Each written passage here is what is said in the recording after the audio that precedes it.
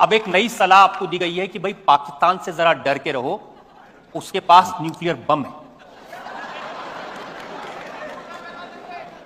ऐसा है वो ताकत को मैं खुद लाहौर जाकर के चेक करके आया हूं।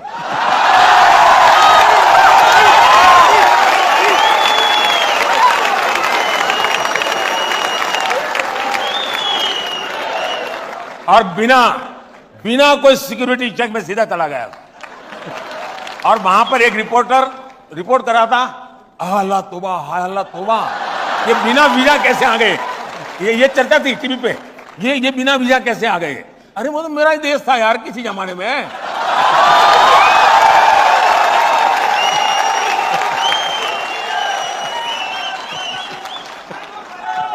पहले मोदी जी हम लोग परेशान रहते थे पाकिस्तान से, यहां आए मार के चले गए, यहां आए मार के चले गए, फिर सल्जिक टाइप हुआ, एस टाइप हुआ। पाकिस्तान के लोग बड़ी लंबी लिस्ट दे रहे हैं, अननोन आदमी आके मार जाता है।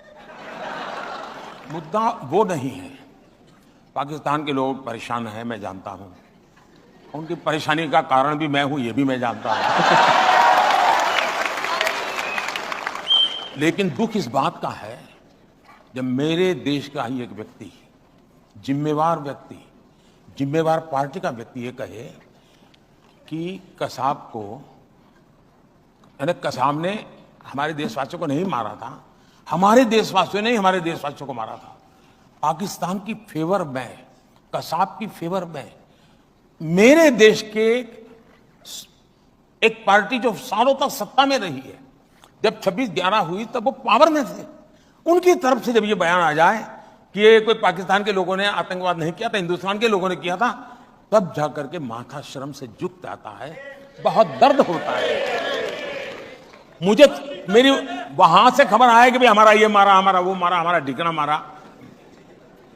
अब वो रोते रहे वो तो मैं समझ सकता हूं जी, यहां वाले क्यों रोते मैं समझ नहीं रहा हूं। यहां वालों ने एक और ऐसी बात कही थी, जब राम मंदिर बन के तैयार होने वाला था तो उद्धव ठाकरे की पार्टी के प्रवक्ता ने कहा कि ट्रेन में राम भक्तों को ले जाएंगे और पाकिस्तान की मदद से उस ट्रेन के ऊपर गोले बरसाएंगे, लोग मर जाएंगे, दंगे होंगे और फिर मोदी जी चुनाव जीत जाएंगे।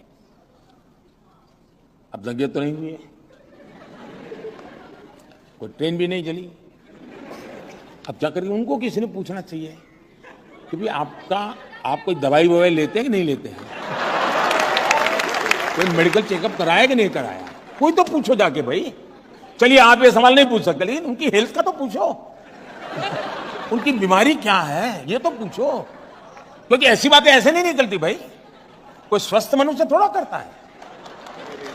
तब सचमुच में आप जैसे लोग और आप लोगों की पहुंच हर जगह पे होती है, जरा पूछो तो भाई अब तबीयत ठीक है ना, ये पूछना चाहिए।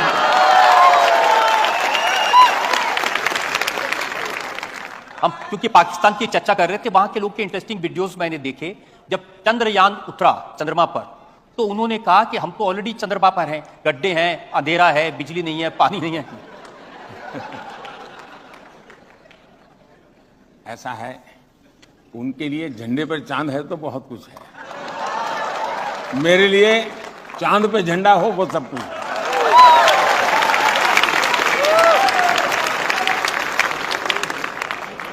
इसमें बात आई सेक्युलरिज्म की। आपने जहां पर हमारा चंद्रयान उतरा उसका नाम शिव शक्ति स्थल रख दिया।